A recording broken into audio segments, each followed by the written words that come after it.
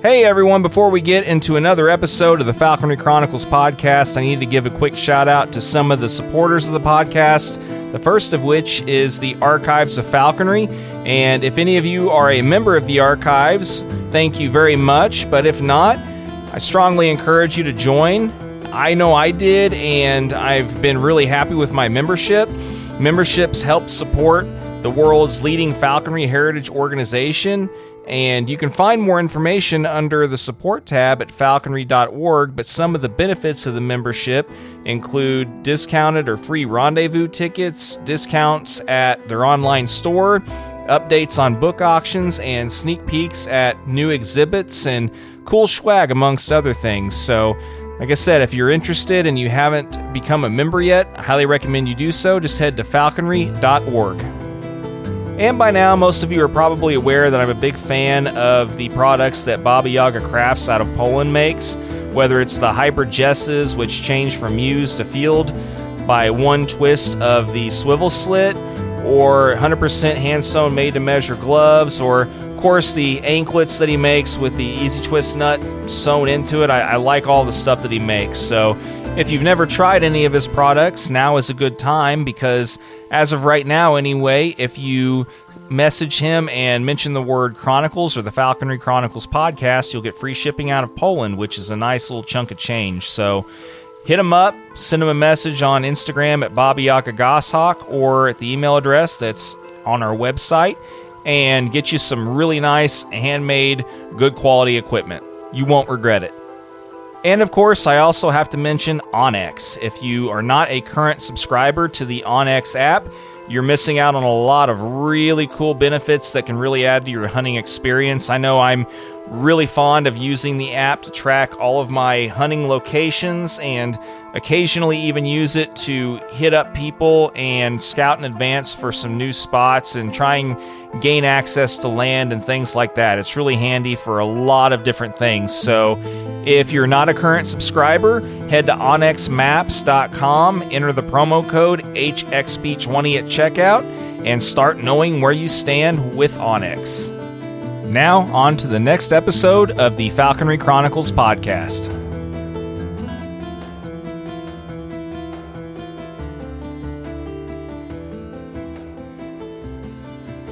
They hit the ground, you stop, you walk up, untie it, tie it to your bag, drop the bag, let them have the lure, settle down, and they learn to grapple. Every bird I've ever done this with has never lost the first thing they ever caught. Never. They have clamps, man. They know to clamp. And took that bird out on opening day, put it up. I drove not a quarter of a mile. I didn't know, without being in the same field all the time, I didn't know how he'd respond, but he followed the truck. It was a habit. And by the time I got out of the truck to flush the ducks, he's like 700 feet higher than he ever went to the kite. We flushed the ducks, he killed a duck on his first flight. Hey everyone, as always, welcome back for another episode of the Falconry Chronicles podcast, and the Canada series that I put together for you all that's been ongoing for a while. Believe it or not, we're down to our last couple episodes with that. Hopefully in the future I'll get a chance to record some more episodes with some falconers from Canada, hopefully even in person, we'll see. But Dale Guthormsen is our guest for this episode, and Dale is a very well-traveled and very experienced falconer from Canada. Has been around for a long time. There's lots of really cool stuff that's discussed in this episode, and he talks about some different training techniques with longwings and lots of different odds and ends type stuff. I think you'll find this episode pretty informative as well as entertaining, and like I said, I hope you've really enjoyed this Canada series, and hopefully I'll have some more for you in the future. But as of right now, we will jump into this episode with Dale and enjoy. Here we go.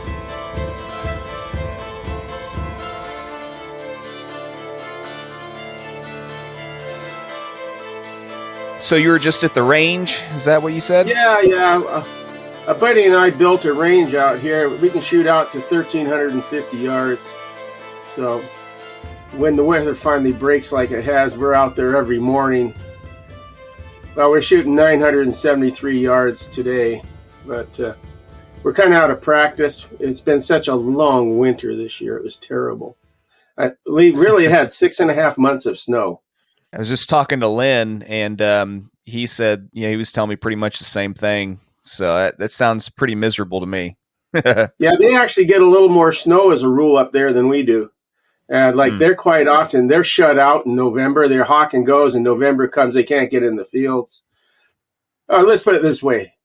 They're not going to go to the trouble to get the vehicles right so they can get in those fields, so they just call it the end of a season. Me, I'm too obsessed to give up until it's really unbearable. Like this year is the third season in 43 years here in Mossbank that I had to end my season early, I quit on December 15th. And it wasn't that I couldn't drive in the fields because it was so windy that the snow was blowing off all the level prairie ground, but there was drifts everywhere. And flying a fresh new gerfalcon, I got this bird. It's a box bird, raised in a chamber and left there until I got it mid-October and started training it. And we had a pretty good run at it, and I was flying my old bird, Jake, in his 8th season, a little hybrid Tiercel. But a female ger, fresh, flying grouse in, December. The female gers, they'll chase forever. And, a baby bird like that has no experience. If it goes and chases one 3 miles, and that's pretty easy to do here. I've actually had kills that far off. I couldn't follow up, even though you can drive most fields. You got drifts everywhere preventing you to get through to the next place or to enter a field or whatever. And besides that, December here in Mossbank, it was minus 30, 28 to minus 30 every day, with winds taking it up to minus 48 out in the open air where you're hawking. And, and I was just finishing the kite and doing all that. I hate that training stuff with a passion. And then to have to do it in bad weather on top. I just thought, I'll be flying grouse by the end of December after a little bit of prep work and running the risk of losing a really nice bird. And she's really nice. I like her. And I thought, I'm just not going to do it. It just hurts too much. I've had 4 operations on my hands and 1 on my shoulder and all this stuff, just from wearing myself out. And I get cold easily. Now, this hand here, I had you can see the scar all the way down across here. I have no feeling in this part because all the vessels and tendons were all cut when a car accident. And so I don't have circulation to my fingers and stuff because all these top blood vessels were just sheared right off. They had to put a tourniquet on me to keep me from bleeding out. That's how bad it was. If I was anywhere but where I was, I would have never made it to a hospital. So someone was looking over me that day. And my wife didn't even, she had a scratch on her wrist, But anyhow, it was bad. We did a triple end over end. My dogs were in crates throwing all the toppers gone. It was terrible. But anyway, and I wasn't even hawking. I was just coming back from visiting my falconry buddy Nairn up in Saskatoon. Anyhow, so it was a short season, but that happens, I live where there's lots of game if you work hard. But there are things that go with that. It's hard work. For me, the trade-off, I don't know if it would be worth it. Most people, it's really not, and I understand that. If you don't have the game, to have birds fly the way I like to see them fly, they got to kill something 3 or 4 times a week, or their whole level comes down. Let's face it, it's just what it is. Confidence builds everything. Mike Connolly was a really close friend of mine way back, 69, 70. And we went hawking. One time he said something that was really quite brilliant. He said, when you got a falcon that's not flying with confidence, all you really have is a bird just flying around. And that is totally the truth. If they don't have confidence, they're just up there flying around. And if they get lucky, they get something. I don't operate on that level. I go out every day and intend to kill something every day or more, whether I have 1 bird or 2 birds. I catch the same amount of game, whether I'm flying 1 hawk or 2 hawks. I've tried 3 a few times. I always end up giving 1 away, so I don't do that. Now I'm kind of down to wanting to just fly 1. And then a year ago from last December, my 6-year-old grouse hawk, just a star. Hit a grouse so hard it ruptured its liver and heart. End of story, and had no hawk to fly the rest of the season. So, yeah, I don't like the spare hawk idea, but if you're going to have two, you got to fly them hard to make sure they both get what they deserve. Yeah, I've got a couple buddies that do the same thing with red tails and squirrels. They'll have one that they try and interview at least one season, and in the meantime, they'll trap another juvie just in case, so one gets bit too bad or whatever the case. And you might get the one special bird too. If you fly one bird for 12 years, there's something that goes with that, and that is the good is the greatest detriment to the great. You got a good bird, you're not going to get rid of it. You're going to keep flying that good bird, but you're never going to see great unless you go after it. And that, since I was young, that's all I went after, to see them on the extreme. I actually, 1970, I think it was, Mike Arnold and John Szabo were out flying a pair of IS Tiercel peels. And John flew his like off the chart wild, and I thought that's really good, but you're not going to, it was pre-telemetry era, you're not going to keep birds long, for the most part. And Mike's bird didn't fly it so liberal, you might say. And it was a lot better, flew really nice and stuff. And I still thought, well, it could still be a little more and still be in some kind of control. And in 73, I finally had the first one that I consider a truly great falcon. Flew so high, we went up hawking in Idaho in the winter. And Steve Sanders, another Californian that lived up in Idaho hawking, he had the brother to mine.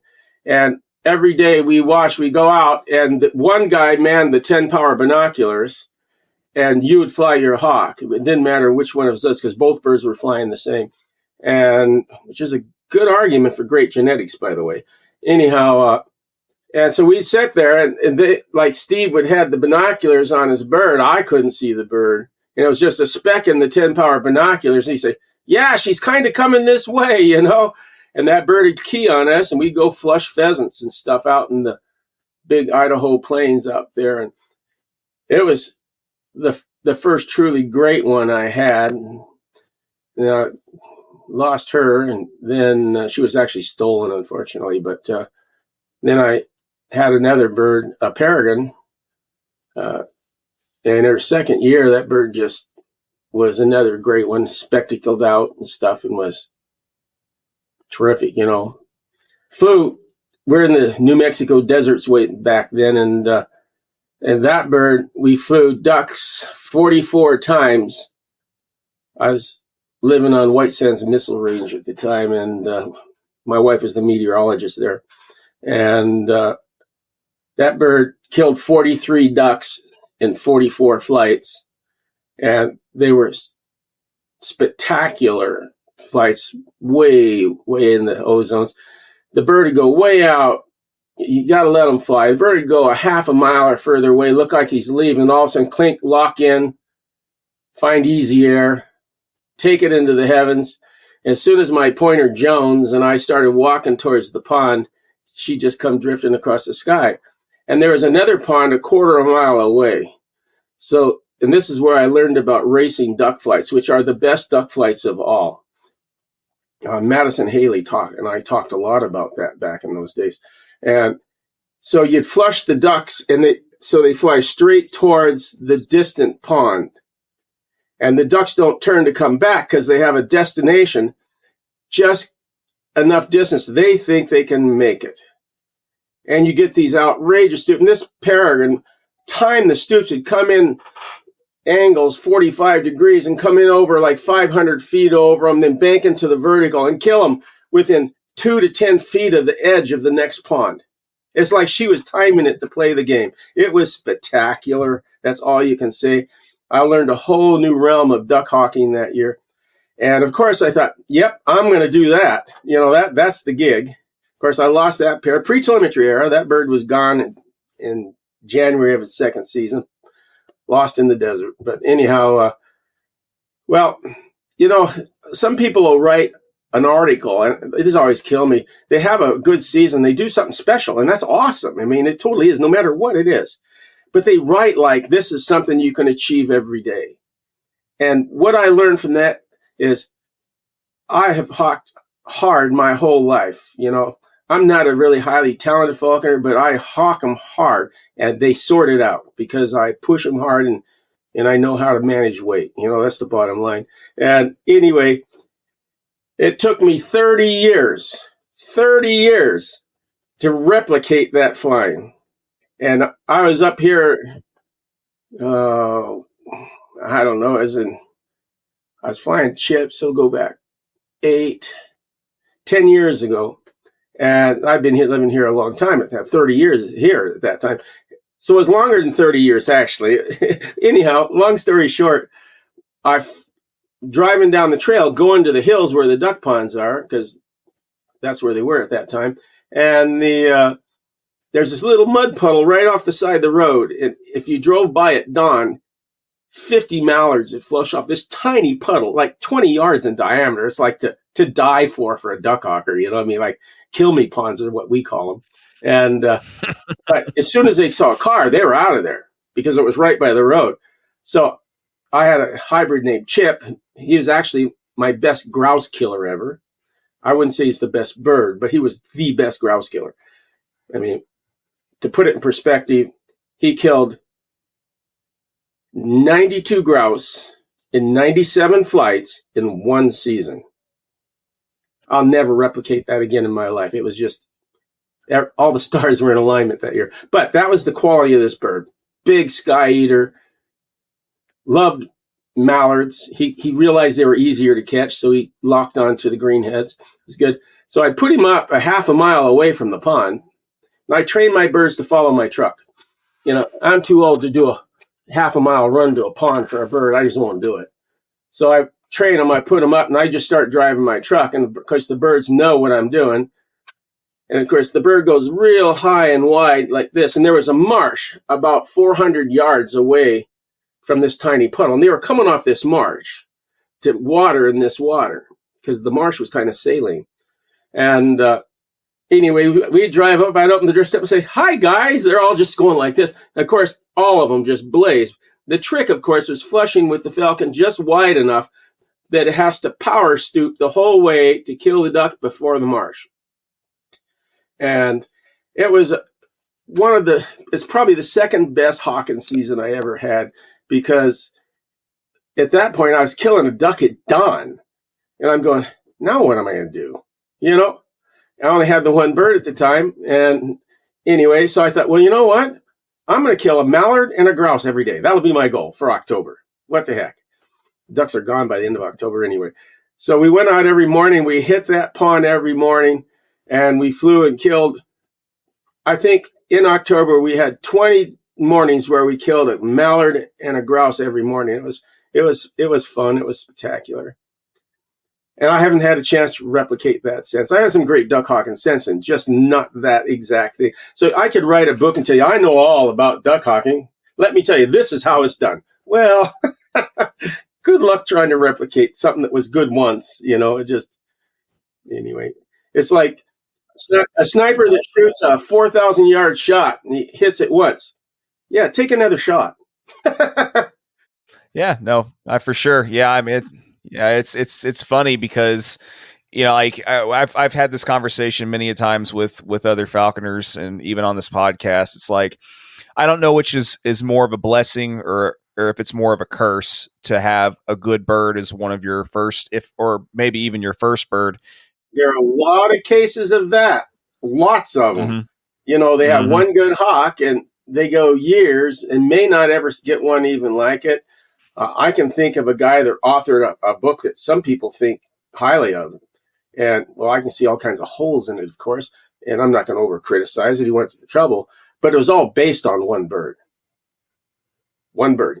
Mm-hmm. And after that bird, never had anything even close. So, I pretty much don't read falconry books anymore. I ran into Steve Chingren at the California meet last year. And Steve gifted me with a copy of his grouse book. The better rendition of it, I was told. I don't know. But I was touched. I was really nice, because I know he's as crazed about hunting sage grouse as I've been about these sharp-tailed grouse my whole life. And so that was really nice. And I have to say, I didn't read. I'm ashamed to say I didn't bring it home and read it. I have a tough time reading falconry stuff. But anyways, my shooting partner, Jerry, he goes hawking every day with me all season. Pretty much every day unless something else comes up. And he knows more about hawking grouse and upland birds than most of the falconers do, just because he goes every day. And anyway, I said, read this. Tell me what you think.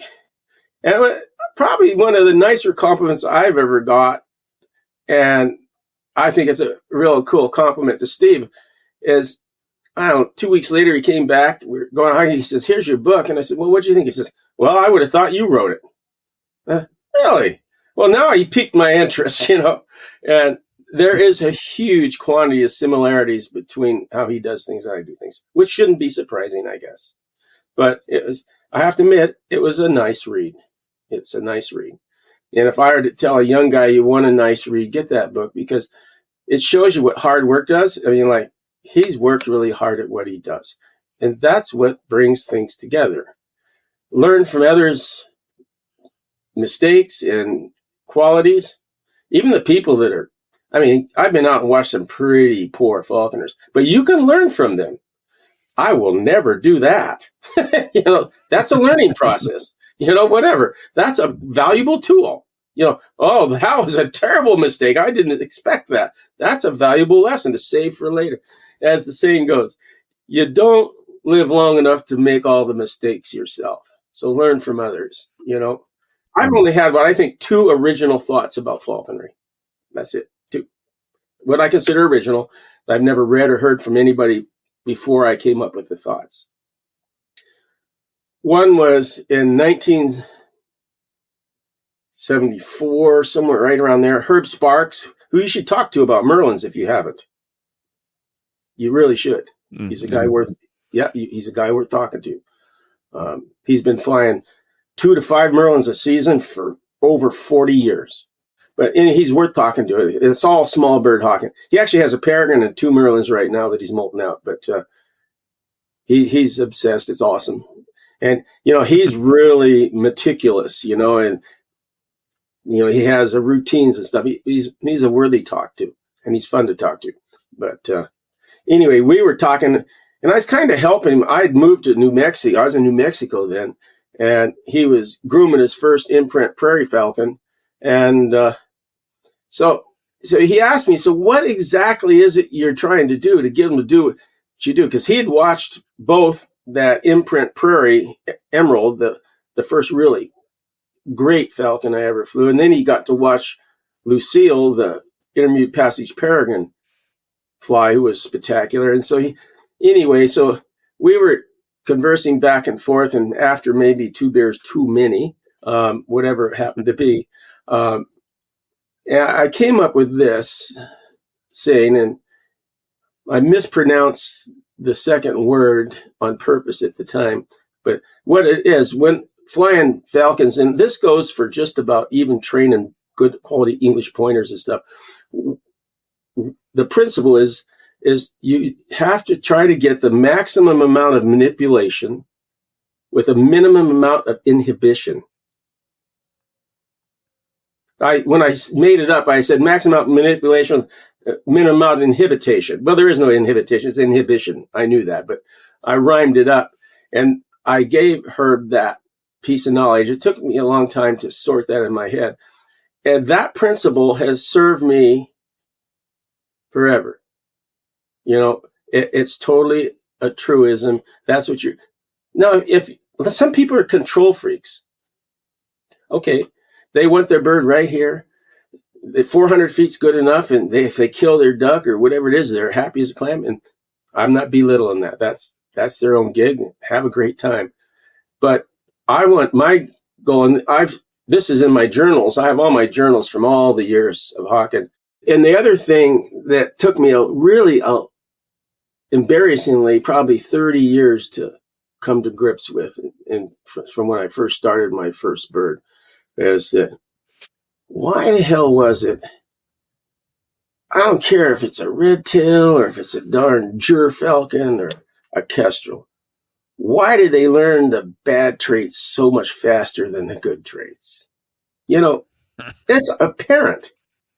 I mean, anybody's flown more than 5 birds knows that to be true. It's a truism. All right. So here's what eventually drummed up in my head in some lonely night, because I've always had sleep deprivation issues, so I sleep about 4 hours a night. But anyway, and this came to me, and what it boiled down to is, all right, I'll try to get it right. In nature, what you're always trying to do is emulate nature as much as possible, right? If you don't know what to do falconry-wise, look at nature and see what's going on there and take your cues from there. That's probably one of the smartest things you can do. But in nature, what happens is that, let's take a prairie falcon, or a peregrine, better yet, a peregrine. Everybody loves peregrines. All right, a peregrine's flying along down the way. All right, and it's flying, and there's a magpie, and it stoops and swoops and just, bam, catches a magpie. Comes down on the ground, and it's a young bird. I mean, I had a trapped peregrine off the beach one time that still had down on its tail. All right, to show how that's how young they are. All right, and so it catches the magpie and goes to the ground, and that young bird says, "Yep, that's what my niche is going to be, magpies. That was simple. I'm going to do it." So he spends the next 5 days trying to catch magpies. Now the bird's low in condition, and he's going to die. Simple as that. All right.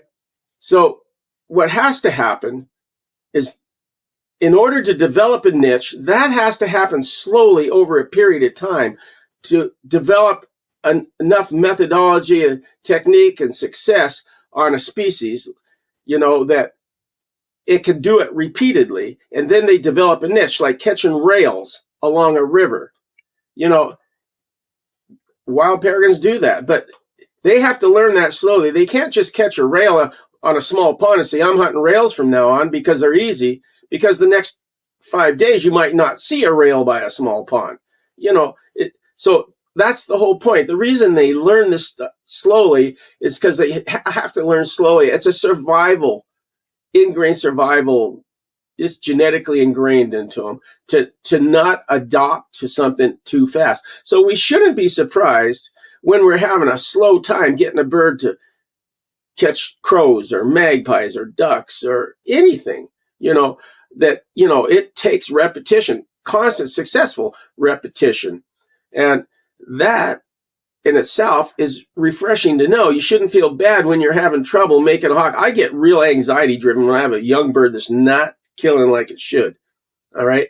And until I get it done, and I always get it done, but there's always I'm anxiety driven. What can I say? But so that was an important thought, because now that's really taken away a whole lot of concerns for me, big time, because they are going to learn the bad things quicker than the good things. Like, hey, I don't chase birds through chain link fences. I slashed into one once. You don't want that to be a multiple affair, It won't be a multiple affair. So they have to learn what not to do much faster than what to do. So your real goal in falconry isn't showing them what to do.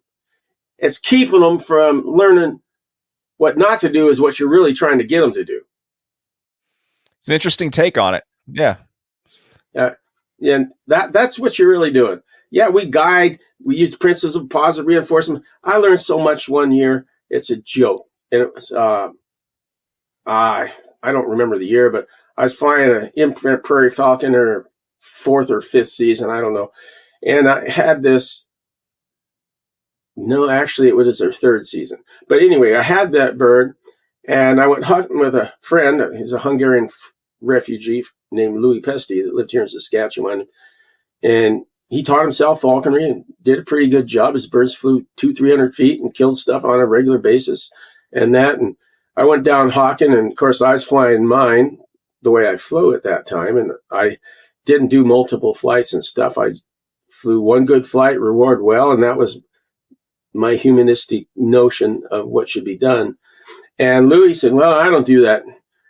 If I can get 5 flights in a day, I'm taking 5 flights a day. I'm out here to hunt, blah, blah, blah.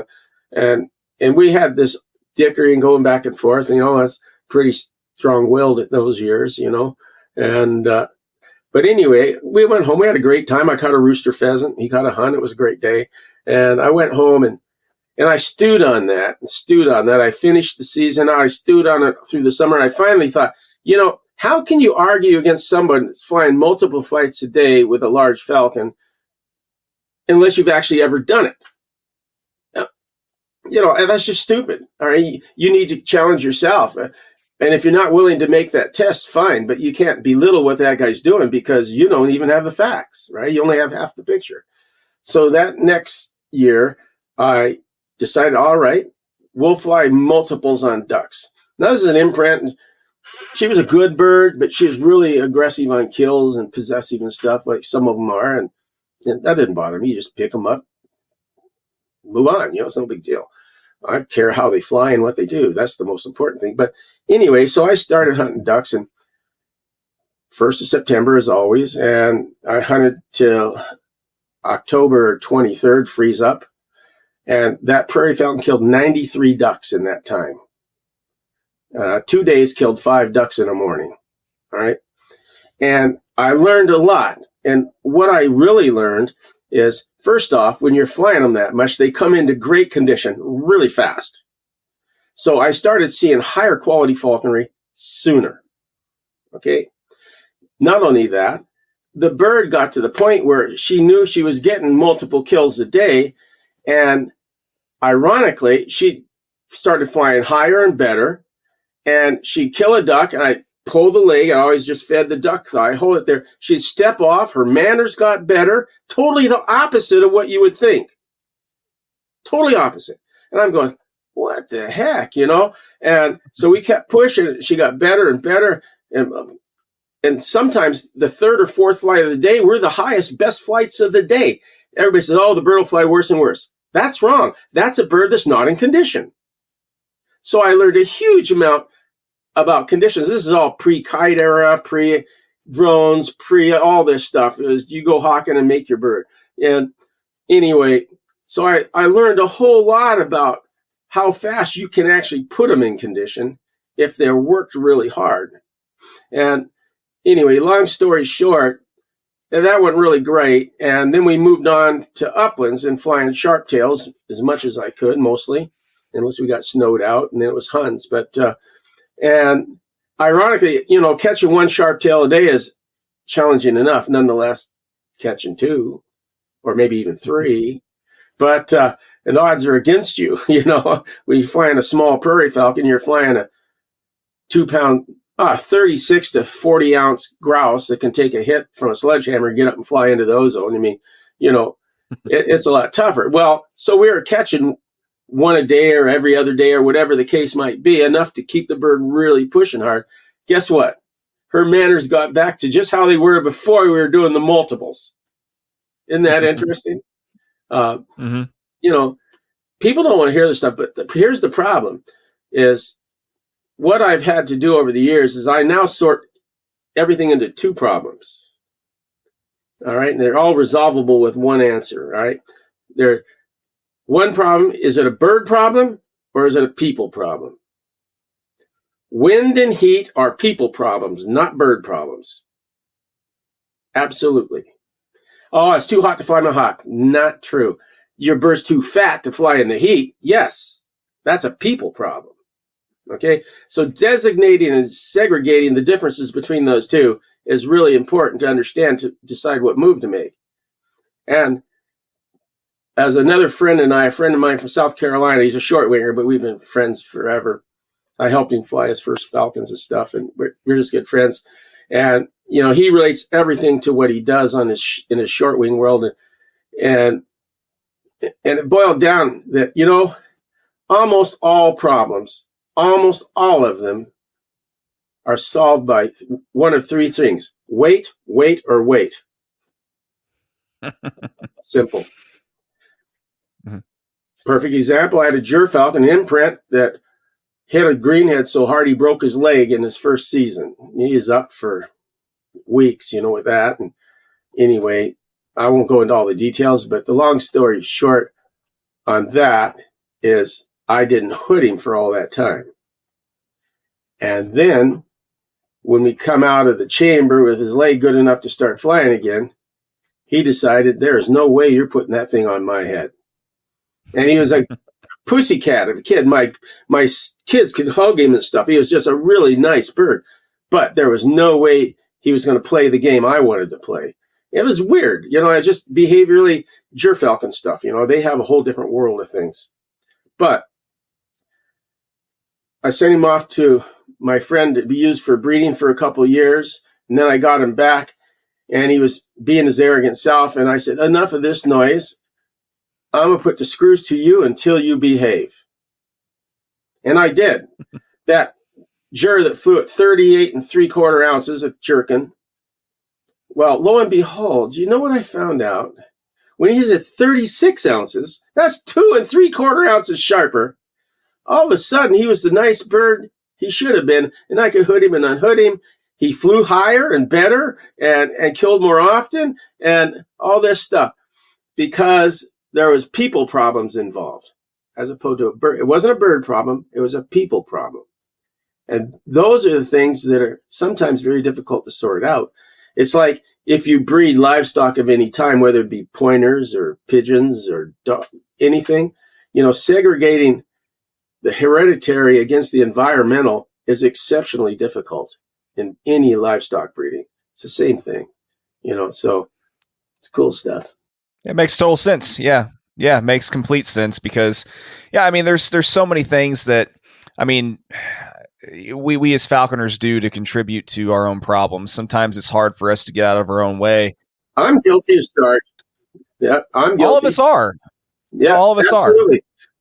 You just got to start trying to be more laid back and more concerned about yourself and what you're doing than what the bird's doing. That'll help you. It will. Sure. Yeah.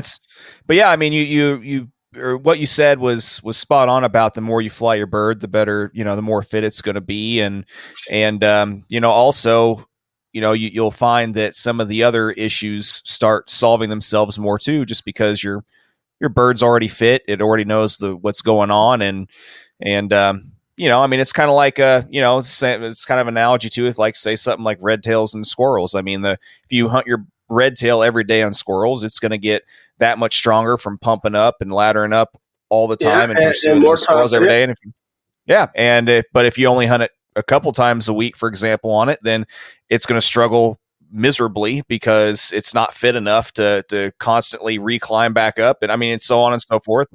Yeah. I visited Falconer in New York and I enjoyed his company. He toured me around and showed me some cool stuff there. We're visiting my wife's family. They were in Connecticut at the time. And anyway, long story short, he had a red tail. And so, it was really pretty rough country to hawk, I thought. And I grew up short winging. And I said, well, how much game do you catch with a red tail here a season? No, I don't know, between 2 and 8 things a year. And I said, well, how do you even have the bird get confidence? He says, he catches his snakes and mice and stuff too. And I thought, okay, so it's just a different take. I see, if I lived there, I wouldn't own a bird like that. I'd get a sharp-shinned hawk and go slay unprotected species, of course, and have fun. And, I don't get it. Like, it's getting like flying grouse all winter long, and I'm saying until February 28th. It's hard work, and nobody can say it isn't because not very many people actually have done one full winter of grouse hawking every day. Not very many at all. And it's hard work and it's physically taxing. I've hiked home 8 miles in 25 below zero with blowing snow because my car died out on the grouse grounds. There's no homes to go to. So you walk. It was pre-cell phone, so you hump it home. And, if I had to do that today, like I blew the hamstring out of my right leg. I have no hamstring in my right leg because I blew it out when I was trapping a peregrine. The weight came loose, and the bird's dragging a plastic empty. He had sand in the plastic bottle for the weight, and the plastic bottle broke and drained all the sand out. So the bird's just dragging this piece of plastic on 10 feet of line and a pigeon under it. And I'm trying to run after this darn pigeon or peregrine to catch it. And I'm going, holy shit.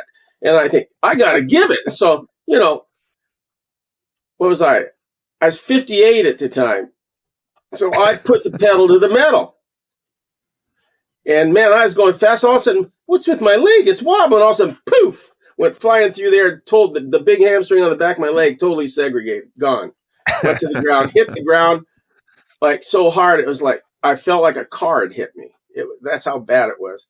And the parents. Now this old friend of mine's, Father John's, down the road in the truck when I was doing this, and I'm laying in the road, and he's in the truck saying, "What is he doing now?" Like he wasn't like a real keyed in falconer. He's dabbled in falconry for 50 years, but he's just a great guy. Anyhow, and he's wondering what I was doing, and he leans out the window and yells, "What you doing, Dale?" I said, "Get down here. I just broke my leg running." Of course, when I hit the ground, I was laying, I said, "God, I'm getting old. I broke my leg just running, really?" So the guy comes up and he says, "What's wrong?" I says, "I broke my." "How'd you break your leg?" He said, "I don't know. I'm a wimp or something, And anyway, he says, "What should I do?" I said, "Go get the peregrine. Don't worry about me. Go get the peregrine." And so he gets the peregrine. He's coming back and he says, "What I should do?" I says, "We're totally unprepared for this." I said, "Well, cut the sleeve off your coat and we'll slide him in the sleeve and use that for a sock." There's no way he's cutting the sleeve off his coat. Oh, it goes on. It gets worse. He empties out a toolbox. He puts it in carefully, closes it in this little dark toolbox, and keeps it slightly ajar on his lap to keep air for it. And he says, "What now?" I said, "Dial 911. He looks at me, "Dale, they'll never find us." And I go, "Oh God, you're right."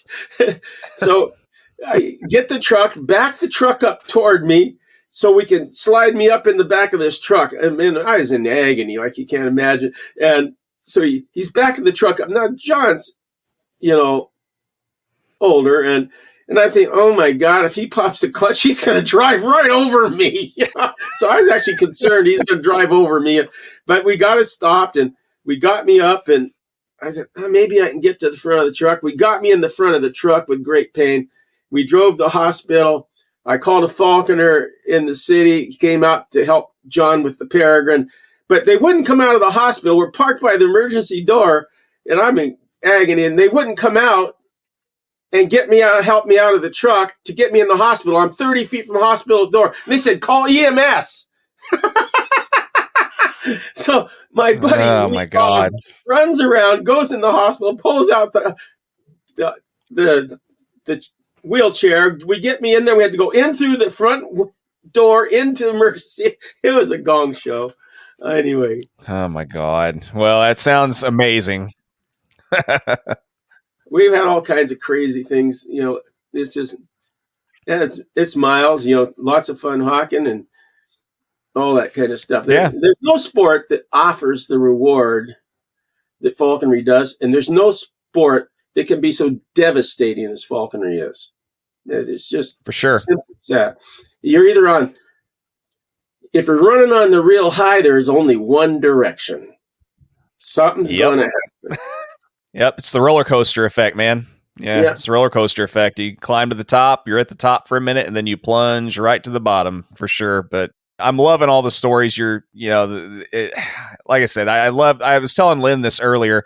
You guys that got into the sport, back in the early days are always full of so many awesome stories and a wealth of knowledge. But before we go any further, though, I do want to know what initially got you into falconry. When did you discover, or when did you find out about it, and how did you go about getting into it? 1960.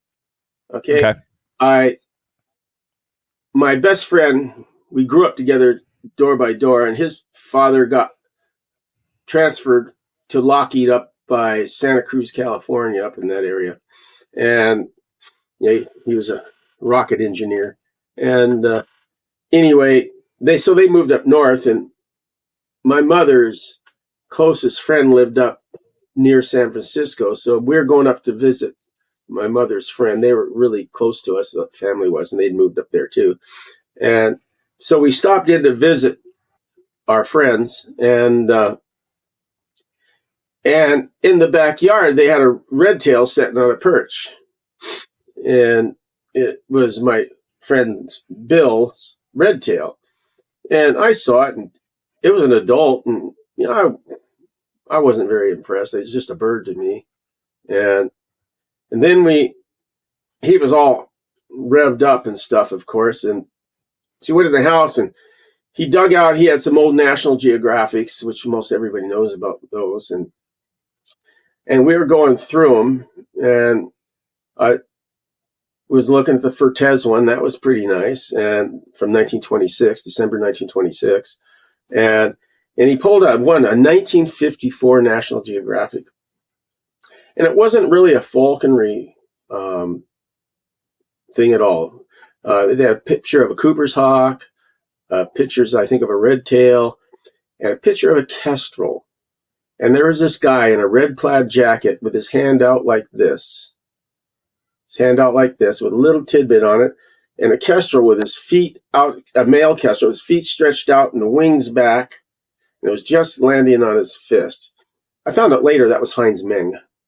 He'd have been about 20 maybe, and it had the kestrel landing on it. And I saw that picture, and I knew right then, that's what I was going to do. I collected all the geographics ever done, and I had them as just little cutouts. And one year, my great Aunt Harriet, I didn't know it, had snuck away with my National Geographics. And she went and had them all bound and put in this, had it bound for me in this book, see? So anyway, this has all the original geographic things. At that age, I was going to the library every day, and the librarian taught me how to use a periodical guide to literature, how to use an index card files, and all that. And I collected everything I could get my hands on. I have notebooks full of cutouts, 1, 2, 3, 4, 5, 6. And I also went and started working. I think I was 11 when I started working at a local bookstore for this lady. It was called Alpha Books, and Betty Vasson was her name, and her husband, Ray. They ran this little bookstore. He ran a mail order thing, and she ran the bookstore, and they paid me on Saturdays. I'd go in. I got 50 cents an hour, and I organized stacks, and if I found anything that had to do with falconry, I could have it. All right?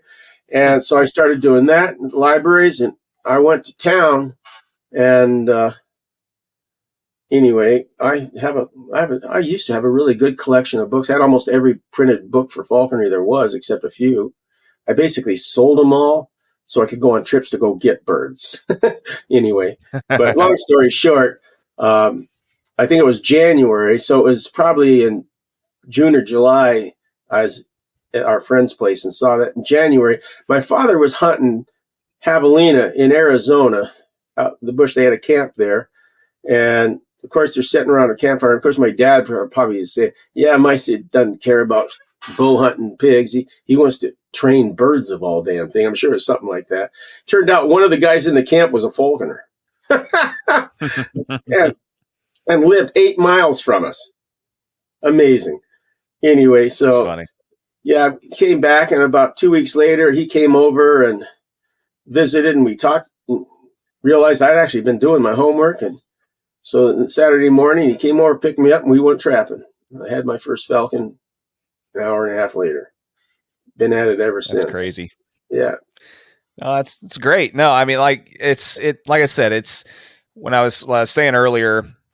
What I was saying earlier is I always like talking to you guys that have been at this before. There was hardly any regs or, hardly much in the ways of, of any of that stuff, because you all have unique paths and how you got into all this and learned. And a lot of times it was so DIY still. Really, for the most part. Yeah, exactly. The guy that helped me trap my first hawk, you're going to love this one.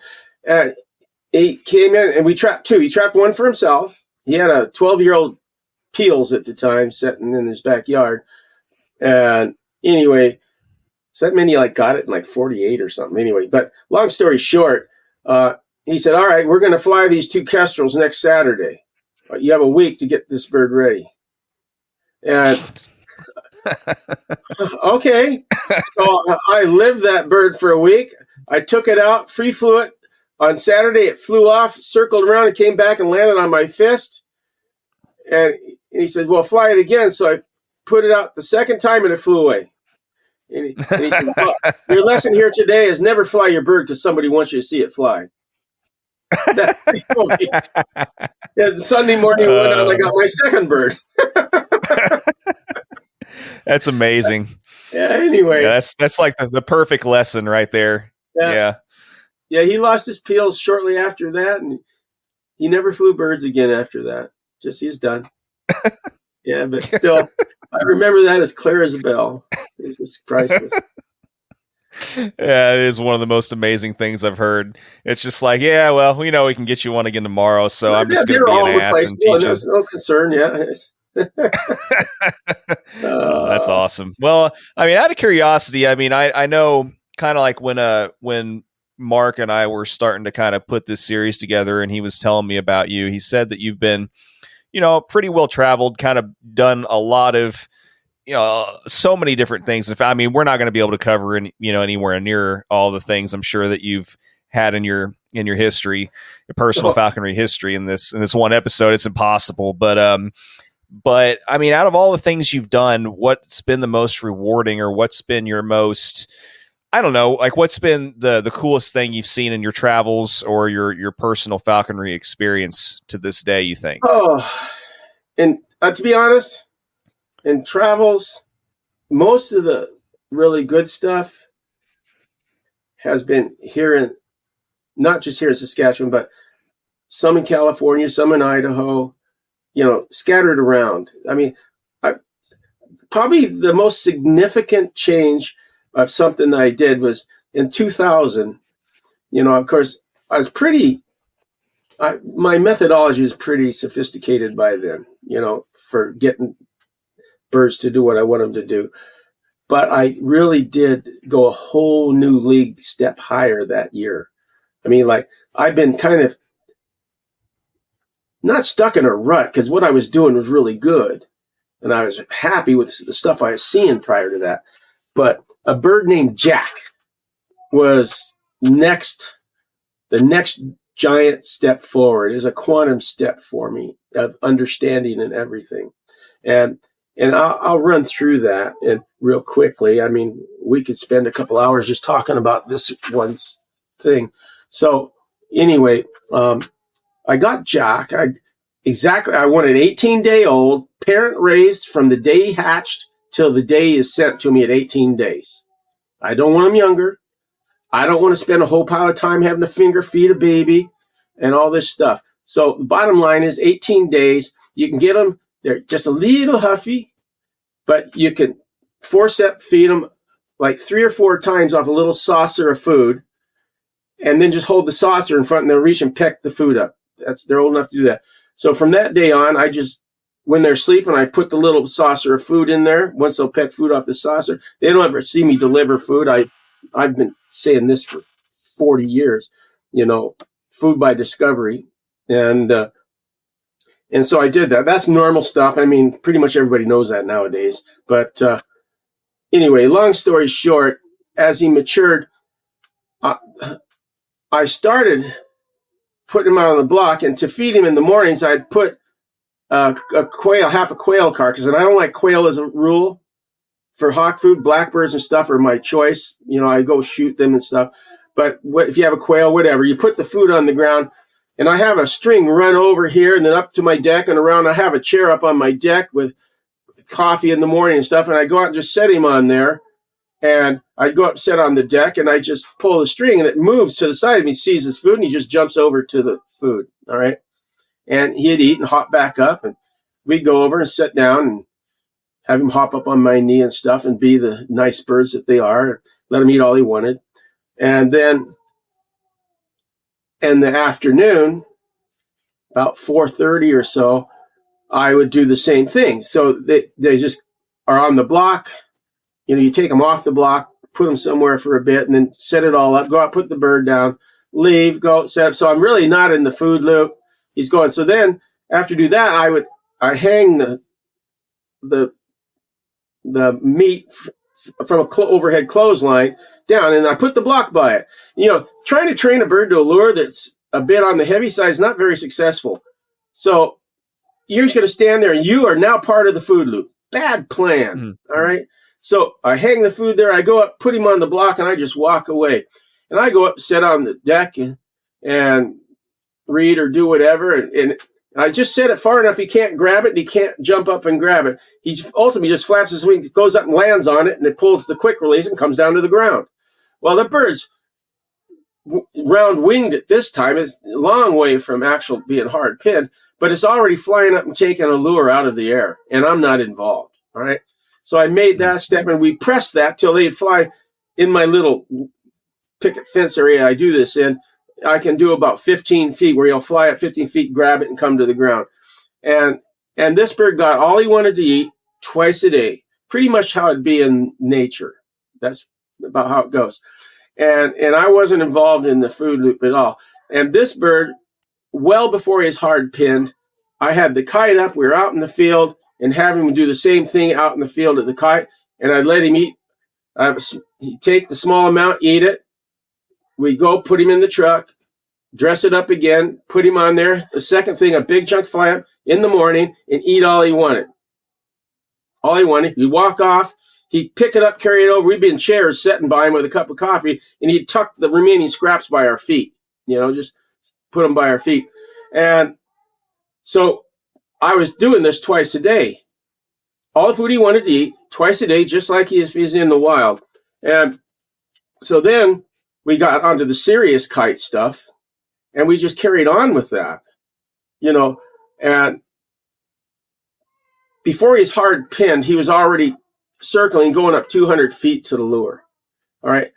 The kite's totally proactive. I mean, you can screw up, but if you're careful with it, you can't do anything to make the bird bad, But so we got it going, and so we do 2 times, one call to a small amount of food, set him in the truck for 10 minutes, sip on our coffee. My wife would be out there. We'd be sitting in a chair in a field. People drive by looking at us like, what are they doing, But and most people know what I do. But anyhow, long story short, and then we go out at 4:30 when the wind was still up. If I waited till 6, there'd be no wind. There were no drones then. And we do it a second time. And we had actually perfect conditions that year. The stars were in alignment for us to do that. And so we did. That bird flew 4 times a day, every day, eating all he wanted twice a day. And he was a July 4th Downy, so he was really perfect timing. So when the season opened, he hadn't wasted any of his natural chase and pursuit stuff because he'd been delayed in development, right? So all the development is just perfectly along nature's trail. And first time I put him up, and I trained him to follow the truck for a bit to go to the kite too once the kite was up. And I don't ever kite like over 600 feet. There's no point in that. I mean, what makes a bird fly high? What they're hunting. Because you can have them fly 2,000 feet, and depending on your environment, they will determine what is most effective for the environment and what you're doing. And they will adjust their pitches accordingly. As simple as that. So anyway, long story short, went out opening day, put that bird up, drove, he followed the truck. He's looking for the kite. He's climbing because he knows it's up there somewhere. And he knows to follow the truck because I would drive towards. I'd put him up a third of a mile off and start driving. He'd just start flying, climbing into the wind. And we get closer. He says, oh, there's the kite. And he just ring up and take it. And I don't have a parachute or anything where they pop out and they come drifting down with a parachute or slide down the line. I never do that. I have a loop in my kite line. I tie the lure to the kite line. All right. And they grab it, and they're not coming down easy. They get aggressive about bringing that lure down. They actually use more energy pulling the lure down and the kite down. I help running the kite down a bit, but they're pulling, working hard, bringing the lure down to the ground. That does 2 things. you have a long line so you don't go charging in on them, you know, so you have like 40 feet of line. So they hit the ground, you stop, you walk up, untie it, tie it to your bag, drop the bag, let them have the lure, settle down, and they learn to grapple. Every bird I've ever done this with has never lost the first thing they ever caught. Never. They have clamps, man. They know to clamp.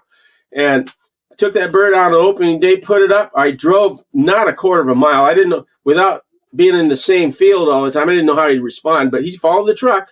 There's a habit. And by the time I got out of the truck to flush the ducks, he's like 700 feet higher than he ever went to the kite. We flushed the ducks. He killed a duck on his first flight. You know, and anyway, long story short, by following nature's lead there with the twice a day thing, and the reason you can get away with feeding twice a day, people say, oh, that's BS. Well, it's not, because in the summertime it's hot. They don't have the appetite to crop up unless you've carved them down. They eat. They got a little bit of food showing, they're good. If they eat much more, they'll throw it up because it's too hot. So it's perfect. It works perfect. And anyway, so as the hunting season went on with this bird, and we never flew the kite again after that, not once. That bird would fly 2,000 feet like that, on staggeringly fast. Within a month of hunting, he learned to elevate her in the wind. He faced the wind, don't fly in circles, face the wind towards you, upwind, and just elevate straight up in the sky. And he could go up 1,000, 2,000 feet in seconds. It was unbelievable. And so that bird set a whole new paradigm of what is really possible, because Naren Gillies, falconer in Saskatoon, came out, and I helped him step up his falconry game some years before, and he was coming down regularly to hawk with me. And anyway, we were flying grouse. We had a big flock, probably 30 or 40 birds. And he was maybe 2,000 feet and well out of position, and grouse just got up and left on their own. He stooped across the sky, knocked one down a half a mile out, pitched up, rang back up just as high, and started coming back because he'd seen the others leave. So as he's coming, we go into flush, and more piling out, and he's in a full stoop from the stratosphere. And the last one up, he switched to the last one up. It was awesome. And it still got like 150 yards before he got down to it. And he obliterated it, pitched around and went down on it. It was probably 20 feet from a large chokecherry bush. It would have been safe, and didn't make it. And so Naren and I went over to him, got in the truck and drove over, got out, walked up, and he's just standing in the ground beside the grouse.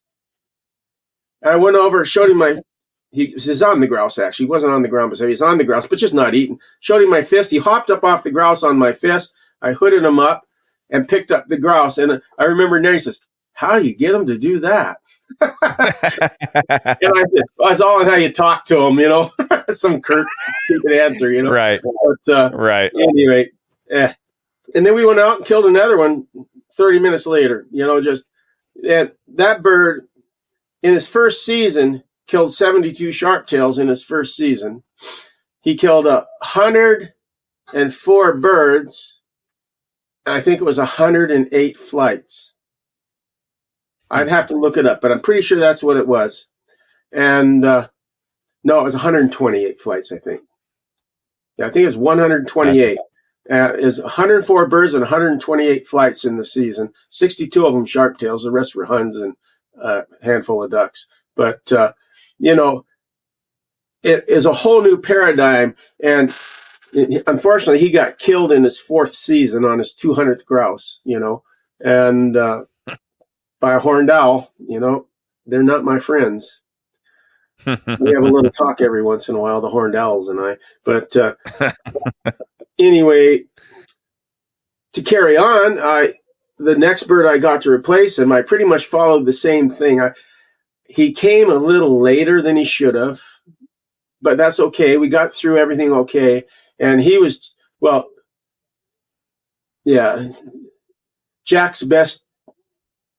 I think I only ever killed 2 grouse in a day with him. And, you know, he could, I think the one of example, we flew, he killed a grouse. I picked him up. There were still 20 out in the field. I walked back to the truck. He wasn't hardly even eating. He was eating a bit. So, oh, what the heck. I gave him the Michigan slip. That's where you yank the food up from the glove, you know. And that's what we call that. And anyway, 10 minutes later, I thought, well, if I keep waiting here, they're just going to fly away. So I got out after 10 minutes after that flight, put him up. He flew even better than the first flight and killed the second one, just like that. I mean, he was that competent. And so that kind of set a whole new paradigm. And I've done it with different birds, and it will hold true, especially if you have weather conditions. Now with drones, it'd be even easier to do. The only thing wrong with that is they don't really learn to fly in the wind. And that's a problem here because we have wind every day. And like most days, by the time I go out hawking at 1 o'clock, and because grouse go to bed by 3:30 in the late season out into the pastures and stuff. And sometimes you can't get in there because of snow or whatever. So we hunt the peripheries. And so I hunt at 1 o'clock until I'm done by 3:30. And if I'm flying two birds, then I spend probably 3 to 4 hours out a day, but it's doable. That chip bird, I mean, he was unbelievable. We're staggered. How did he kill so many grouse? And long story short, Mark Williams and Mark Adams, the week after, Mark took some pictures of him flying in the meet. And he sent me a picture, and he had a picture of Chip. He's flying through the sky, and he's carrying the grouse by its head. I thought, wow, that's kind of cool. I never saw that. And then a week later, after the meet, I'm down in Yellowgrass with Mark Adams, a guy that comes out and hawks out here for a couple months every fall from Ontario. Great guy. And he had his camera going, and he got a picture. And here's Chip, again, carrying a grouse by its head. And I think, now I get why he doesn't ever lose them. He never lost a grouse, not one. I mean, it's amazing. And he was an amazing bird. And but he was nurtured pretty much the same way. In the afternoons, he'd fly 2 or 3 times handily. And his first season as a baby, we had a guy from Britain over here come out hawking with us. Nairn came down with his prairie falcon Katana, which was a great prairie falcon. And I was flying Jazz, a hybrid, and Chip, the youngster. And it's probably our most productive day of hawking we've had when I've ever had company. And we went out, and we had the Brit guy with us who'd never done any real hawking here. He just, but anyway, long story short, that Chip bird, I flew grouse with him 4 times that day. He killed 3 sharptails in a row. And on the 4th flight, he's up just as great as ever. We're going to go for a 4th grouse and flush a covey of huns. So he comes in, sucks up a hun like it was standing still, comes to the ground. And then I flew Jazz, the old hybrid. Now, this bird was one of those that had those little seizure things, right? And so I was pretty careful with him. But I flew him twice, and he killed 2 sharptails, too. And then Nairn flew his prairie grouse twice. This is all one day, too, Flew grouse twice. And we're talking, this is like the end of November. I mean, hawking ain't easy. It flew his prairie grouse, pile drove a grouse. We were going to get it, went there, and it went down a badger hole. All right. And I said, man, you got robbed. It was, it probably died down there. That's how hard nothing hits as hard as a prairie does, ounce for ounce, nothing. Mm-hmm. Anyway, so he flew his prairie again at a grouse, and it pile drove a second one. And they had pushed up a hedgerow into a big pile of garbage, right? Instead of going to the cover we had hoped it would go to if he didn't get it, it went to that pile, and we couldn't get it out unless we'd have set it on fire. But he got burned on his 2 grouse flights. So I said, Nairn, we're going for huns. So he went out, and he flew twice and killed 2 huns really nice. We killed 8 birds and 10 flights in that one day, and this guy from Britain was with us. I'm sure he went home thinking, man, this stuff is easy over here. Yeah. That's probably the most productive day I've ever had, at least for, I don't count duck hawking that way. I mean, that's a whole different ball game. But for uplands, what was that? 5 grouse and 2 huns. No, there's something else in there. 3 grouse and a hun. That's 4. Yeah, and then Jazz caught 2 grouse. So they caught 5 grouse and 3 huns that day. That's a pretty awesome day to have. Just one you can't forget. So, yeah, no, for sure. It's and especially like with long winging and I mean it's the good places for long winging along with everything else just keep getting just smaller and smaller. I hate to say it, the golden years are over, and I don't care what anybody says. I know many falconers all over the United States, all over the place, and they're all saying the same things. That loss of habit. I've lost probably 20% of what I consider good prime habitat because they've oh heavens, our tractors can only drive in a straight line now because I can't have my nap using the GPS. So they plow and fill. They spend thousands and thousands and thousands of dollars getting rid of. They could have driven around for 50 years and not spent half that money. Just it's appalling. But I must plug away best I can. I'm just getting to the point. Late winter hawking's really hard for me. I don't know how long I can keep that up. Ain't getting younger. Darn. Eh? Very true. It's been amazing hearing, all these stories, and sometime we'll have to do a part 2, to hear even more of them. But I definitely want, before we end, I want to go ahead and do the same thing with you, like I've been doing with all the more recent guests, and just kind of get. I mean, we probably have already touched on it earlier, but I want to get what in your mind would be the best piece of advice that you could pass along to either current or aspiring falconers, and just whatever sentiment you think would benefit people to hear before we call this good. Yeah, well, I've done a number of presentations now on imprints in particular because I fly everything, but that's my gift, I guess, more than anything. I'm better at that. But all right, the most important thing in flying falcons, and it probably applies to short wings too, and that is learning where what I call the second day high is. Doug Bush and I chatted this out and came up with this, and one time we were sitting around sorting stuff out. And what a second day high is, all right, is the problem is you got people say, my bird will fly between 900 grams and 970 grams, or 960 grams, 2 ounces, basically. Well, that's just bunk, all right? No bird has that latitude to perform like they're truly capable. That doesn't mean they don't go and catch something. So what's most important to understand is to find out where the second day high is, all right? I'll give it a simple layout. Let's say you have a competent game hawk. All right, you're out flying, and we'll use a simple number like 900 grams, okay? And so the bird's flying at 900 grams. You go out, the bird flies fairly good. You think it could fly better, but it was a good flight, and it killed a duck, and you fed it.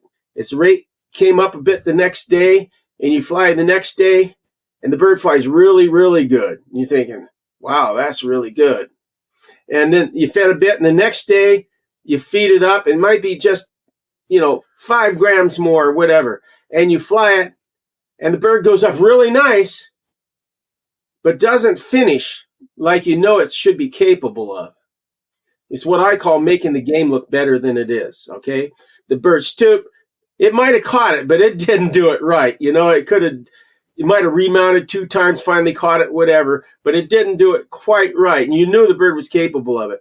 And you think, well, obviously my new fly weight is this one that was in the middle. It was pretty good. Well, you go there, and what happens is you fly it that weight. The body fly is really great.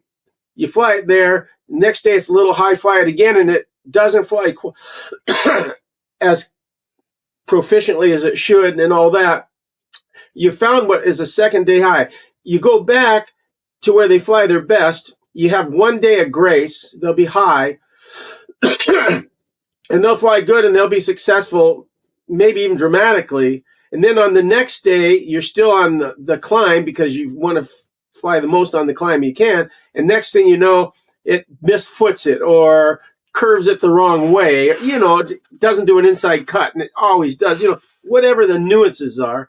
If you have a bird that's good enough to find this, then you'll know the nuances. That second day high is your marker. And now it's hard to find that every year with every bird. I have to find where that is every year. It's different. And as the season goes on, it can change slightly, but not dramatically. And so there is no point where a bird can fly up or down 30 to 60 grams.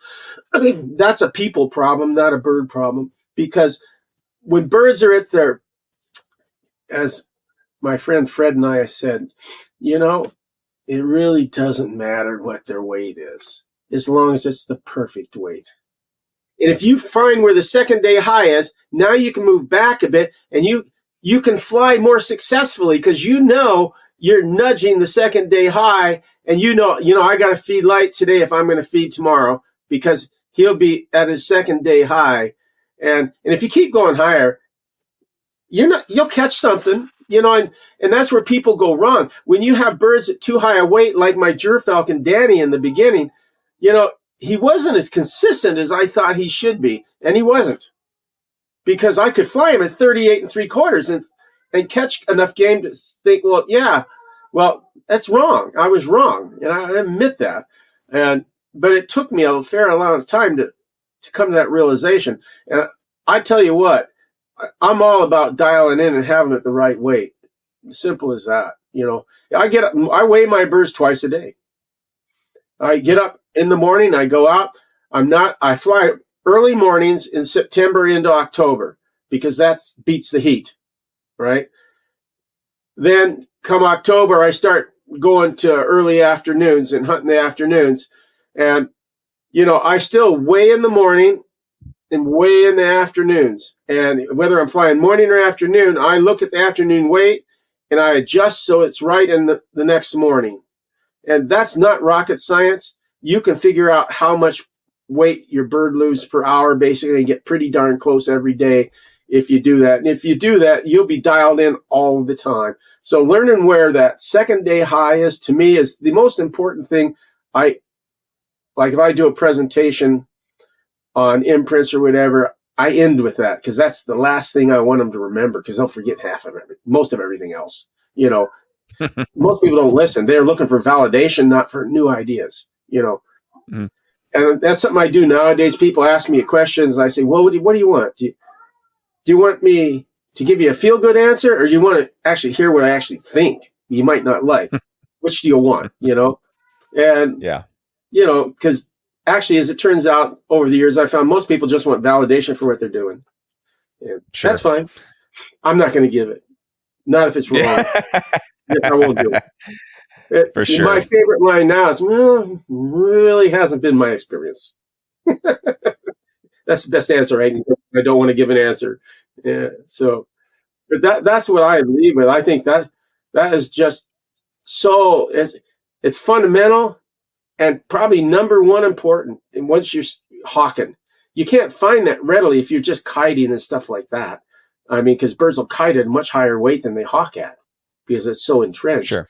So it's different. Hawking every day. If you're only going to hawk 3 days a week, forget what I just said. You're going to have to come up with some other device. When I can't fly, I make mistakes feeding my hawks. Simple as that. I'll overfeed, or I seldom ever underfeed. I've done that once or twice in my life, but generally speaking, I make a mistake. The birds are heavy, so I want to fly every day just because when they're flying, it's so much easier to keep their weight, and they'll balance their own weight. If you're flying and killing every day, they'll eat maybe a little more food than they should, but the next day they metabolized back to nature. They metabolize to hunt morning and afternoons. That's what they do. Even like when I was talking about Jack, morning and afternoons, they're metabolizing to know that because that's in their niche. They're crepuscular by nature. They hunt mornings and evenings mostly and opportunistically otherwise. So they're metabolizing to be ready at those times. So you can have I always thought I was really good at managing weight. What it was is I was really good at flying my birds every day. Not so good at managing the weight. The birds did that. I just was close, and they metabolized to be ready, close enough. So anyway, knowing where that second day high is just lets you focus and be so much more accurate and keep them right where they're at peak flying. And if you're going to fly hard, 2-3 times a day, it kind of is good to observe the Sabbath one day a week whenever you want. Give the bird a break. Yeah, I mean, you'll sometimes you'll just damn near fly him to death. Yeah, I know. I've seen that, and I don't do that, but I have seen that. I have everything down pat. I don't make those mistakes. Like at a meet, I've seen people fly their birds so hard, by day 3 of the meet, their birds are done. And that's a mistake. You get out in the morning, you go fly, done by 10:30, come back, lounge around all day, visit, pack up at 3 o'clock and go out for another 2 hours and be done then. And, if you do that, because you can fly 5 times a day, but your bird has to already be in that kind of condition. And most of the meets in this country are early in the year because of weather. No one's birds is a ruler in that kind of condition. Mine are in great condition, but not that good. That only comes after huge work. Say December. Yeah. Where you could do something like that. Like when we had that day I told you about when the guy from Britain was out and we whacked him and stacked him. And all great flights, not a bad flight in the day, not one. But that was well into the season. And we've been flying really hard that fall. It's a perfect fall. Sometimes you just can't do it. Yeah. So yeah, it's cool. Short wingers. I grew up flying short wings first, mostly. Probably about 7 years of short wings. Then I did my stint in Vietnam, came back and started with the Falcons, and that was that. But short wings, I like. I just had an imprint goshawk. I guess he's about 5 now. 2 seasons. I couldn't catch enough Huns with him for me to make him the hawk that he was capable of being. He's a great bird. Best exhibitor I ever had. And male flew at 825 grams and was a big bird. And anyway, I gave him back to the original breeder for him to use for breeding because I thought I could do it. But my circumstances are really facilitate big falcons more than exhibitors. So as much as I wanted to do it, and the bird was awesome, and we'd caught 20. I mean, the 20 is not enough birds to make a bird fly like it's capable. I don't care what bird you have, what you're flying. Yeah. You can catch 20 of anything by sheer luck, if nothing. But, and maybe that's what I had that year. I don't know. But if you fly enough. Yeah. If you fly enough. Yeah. But yeah. Well, I mean, it's been an awesome talk, Dale. I really appreciate you taking the time and everything. I wish we had, like I said, hopefully there'll be a time where we can do another one of these. And I mean, you've been, very gracious and sharing all these, different stories and experiences. And it's been a pleasure actually getting a chance to talk to you and get to know you a little bit in person. And well, unfortunately not quite in person, the next best thing here, but yeah, I actually like this. Yeah, it's good. Well, anyway, you have a great day and thanks for the call. It was fun. I had a nice time. For sure. Yeah. Hang on here for just a couple minutes after I hit stop and we'll talk just a smidge more, but yes, thank you again so much. And, I greatly appreciate it. Like I said, hopefully next time we'll be in person that we get a chance to do this. That'd be cool. And, I'd like that. Yeah, man. Yeah. Well, we'll try and shoot for it. Like I said, I appreciate you.